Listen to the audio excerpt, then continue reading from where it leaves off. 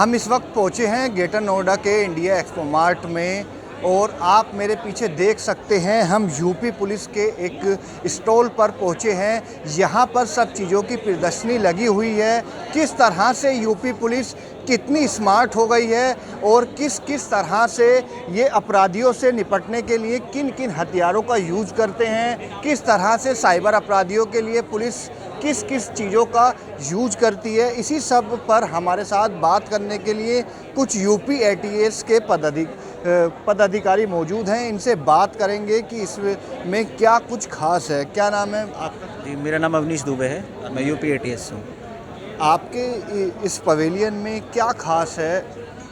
खास वैसे तो हमारे पास 5-6 इक्विपमेंट है टोटल, बट इस बार जो हमने एक्स्ट्रा लगाया है, लास्ट टाइम नहीं लगाया था, वो हमारा रोप लॉन्चर है। ये अगर किसी बिल्डिंग वगैरह पे जिसकी हाइट ज़्यादा है, 10 फ्लोर है, 12 फ्लोर है, उस पर किसी रोप को थ्रो करना है तो हम इस इक्विपमेंट का यूज़ करते हैं। रोप स्टक हो जाती है और उसके पीछे से हमारे जवान 3-4 जो भी हैं वो उस जगह पे चढ़ जाते हैं, क्लाइंब कर जाते हैं। दूसरा हमारे पास RL है, रॉकेट लॉन्चर है। लगभग 300 मीटर तक अगर कोई भी बंकर है या ग्रुप ऑफ पीपल है जिसमें 3-4 लोग हैं, उनकी अगर कैजुअलिटी करनी हो तो हम RL का यूज़ करते हैं। आगे आप देखेंगे हमारे पास AK-47 है। इसके अंदर आप जो एक्स्ट्रा देख रहे हैं वो UBGL है, उसको बोलते हैं अंडर बैरल ग्रेनेड लॉन्चर। ये उसका कार्टिज है। लगभग 300 मीटर तक अगर हमको ग्रेनेड थ्रो करना है तो हम इस वेपन का यूज़ करते हैं। नेक्स्ट हमारे पास MP5 है, तो पहले भी था, ये हमारा प्राइमरी वेपन है। रूम इंटरवेंशन वगैरह में लगभग 100 मीटर तक 9 mm की बुलेट यूज़ होती है, इसमें हम इस वेपन का यूज़ करते हैं। नेक्स्ट हमारे पास Glock 17 है, हमारा सेकेंडरी वेपन है, पिस्टल है। 17 राउंड इसकी मैगजीन कैपेसिटी। उसके आगे आप देख पा रहे हैं कि ये वेपन, इसमें एक्स्ट्रा क्या है कि ये थोड़ा सा टिल्ट दिख रहा होगा आपको। अगर हमारा विज़न 90 डिग्री क्लियर है बट मैं अपने लेफ़्ट और राइट नहीं देख पा रहा हूँ किसी भी रीज़न से, तो मैं इस वेपन का यूज़ करता हूँ। खुद को बचाते हुए इस वेपन का यूज़ कर सकता हूँ। बिल्कुल, ये थे यूपी एटीएस के हथियार। कितने स्मार्ट हथियार हैं, इन्होंने बताया कि किस किस तरह से ये अपराधियों से निपटने के लिए इन हथियारों का यूज़ करते हैं। अब हम आगे की तरफ बढ़ेंगे।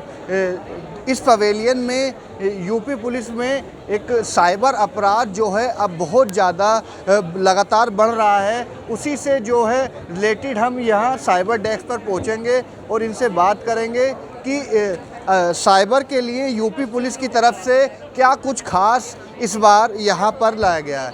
मैम, क्या नाम है आपका? मेरा नाम SI परीक्षा है। मैम, साइबर हेल्प डेस्क पे आप हैं यहाँ पर लगातार।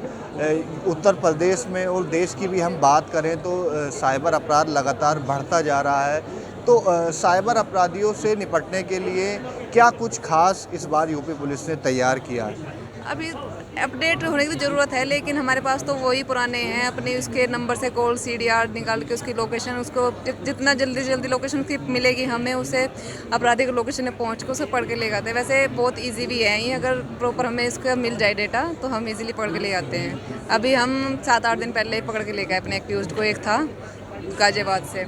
तो अगर अपराधी का हमारे पास डेटा जल्द से जल्द प्रोवाइड हो जाए तो हो जाते हैं। इसमें बैंक भी हमारी बहुत मदद करता है। बैंक से किसी का अकाउंट नंबर से हम ट्रेस कर सकते हैं इसको भी।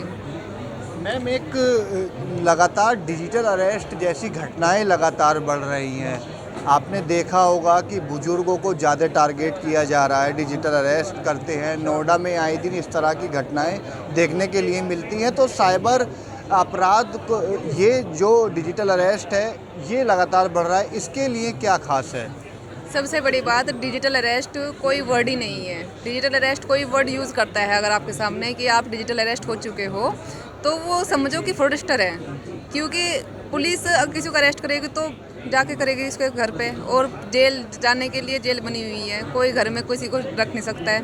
और रही बात डिजिटल अरेस्ट कह के पैसे ठगने की, तो वे डराते हैं लोगों को कि आपने ये क्राइम कर दिया, आप इसमें पाए गए हो, अगर आप पैसे दे दोगे तो आपके पास सेटलमेंट करके हम ये सब यही कर देंगे, मामला ख़त्म। लेकिन पुलिस पैसे नहीं लेती किसी से। सबसे बड़ी बात, किसी के सामने वीडियो कॉल करोगे या फ़ोन करेंगे, पुलिस पैसे नहीं मांगती। इतना लोगों को अवेयर रहना चाहिए कि आप अगर सही है, राइट और रॉन्ग का इनको डिफरेंस पता होना चाहिए, तो आपके साथ फ्रॉड नहीं होगा। क्राइम चाहे ऑनलाइन हो चाहे ऑफलाइन हो, जब तक आप सही हो तब तक आपके साथ कोई फ्रॉड नहीं कर सकता। बिल्कुल, देखिए, हम अपने दर्शकों को भी जागरूक करेंगे कि अगर किसी भी तरह की कॉल आती है और वो आपको डिजिटल अरेस्ट करने जैसे शब्द का प्रयोग करता है तो उससे बिल्कुल ना डरे, बिल्कुल ना घबराएं। डिजिटल अरेस्ट जैसा शब्द कोई नहीं होता है और कहीं कोई डिजिटल अरेस्ट नहीं होता है, जिस तरह से मैम ने बताया। अब हम आगे की तरफ चलेंगे, हम यूपी ट्रैफिक पुलिस की बात करेंगे। यूपी ट्रैफिक पुलिस में क्या कुछ खास रहा है इस बार, बताएंगे। हमारे साथ आदित्य जी मौजूद हैं। सर, क्या खास है इस बार यूपी पुलिस की तरफ से? नमस्कार सर, सभी लोगों का स्वागत है इंटरनेशनल ट्रेड शो नोएडा के अंदर। मैं यूपी ट्रैफिक पुलिस की तरफ से प्रेजेंट कर रहा हूं। यहां पर हमारे पास हमारा मूल उद्देश्य ये है, कोई भी व्यक्ति अगर घर से निकलता है किसी कार्य के लिए, चाहे स्कूल जा रहा हो चाहे अपने कार्य के लिए जा रहा हो, वो सुरक्षित अपने घर पहुंचे और सकुशल पहुंचे, ये हमारी जिम्मेदारी बनती है। और हमारा एक तरीके से ये प्रयास है कि सभी लोग यातायात नियमों का पालन भी करें सर। ओके, अब हम पहुंचेंगे यूपी 112 पर। यहाँ पर हमारे साथ कुछ मौजूद हैं पदाधिकारी, इनसे बात करेंगे कि यूपी डायल 112 में क्या कुछ खास है इस बार। मैम, क्या नाम है आपका? कोमल। हाँ जी। मैम, इस बार क्या कुछ यूपी 112 में क्या कुछ खास है जो आपने यहाँ पर प्रदर्शनी लगाई है, क्या खास है? हाँ जी सर, बहुत अच्छी अच्छी चीज़ें हैं। फीमेल्स के लिए काफ़ी अच्छी हैं, सीनियर सिटीजन्स हैं उनके लिए बहुत अच्छी अच्छी चीज़ें हैं। जैसे कि कोई अगर रास्ते में जा रहा है, किसी का एक्सीडेंट हो गया है, तो वो उनके लिए भी कॉल कर सकते हैं। यहाँ तक कि पुलिस मौके पे जाके उनकी हेल्प तो करते ही करते हैं कि साथ में उनको गिफ्ट भी देते हैं। और सीनियर सिटीजन्स के लिए, जैसे जिनकी एज 60 हो चुकी है, पुलिस 112 पे कॉल करके उनके खिलाफ सवेरा योजना में रजिस्ट्रेशन करा सकते हैं, कि जिससे कि पुलिस टाइम टू टाइम उनके पास कॉल करती है उनका हालचाल पूछने के, देख रेख के लिए कि कभी उनको कोई परेशान तो नहीं कर रहा है, इसलिए।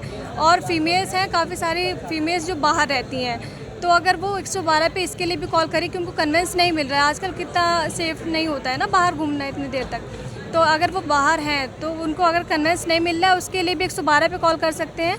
तो पुलिस तब तक उनके साथ रहेगी जब तक उनको कन्वेंस नहीं प्रोवाइड करा दिया जाता। फिर उसके कॉल के थ्रू भी वो उनके साथ बने रहते हैं जब तक वो सेफली अपने घर पे नहीं पहुंच जाती हैं। बिल्कुल, देखिए ये यूपी पुलिस का जो पवेलियन है, हम वहाँ पर मौजूद थे। तरह तरह का यहाँ पर जो है यूपी ट्रैफिक पुलिस का, साइबर हेल्प डेस्क का, यूपी एटीएस का, अलग अलग यहाँ पर सबों ने अपना जो है प्रदर्शनी लगाई हुई है। क्या इसमें ख़ास है? और अब अगर हम यूपी पुलिस की बात करें तो पहले से बहुत ज़्यादा स्मार्ट यूपी पुलिस हो गई है। जिस तरह से यहाँ पर मौजूद पदाधिकारियों ने अपनी पुलिसिंग के बारे में बताया, तो अब देखने वाली बात होगी कि साइबर अपराधियों से निपटने के लिए क्या यूपी पुलिस आने वाले टाइम में और कुछ नया करेगी, और भी अपराधियों से निपटने के लिए इन फ्यूचर यूपी पुलिस क्या कुछ नया करेगी। ग्रेटर नोएडा से समीर आलम, भारत एक्सप्रेस।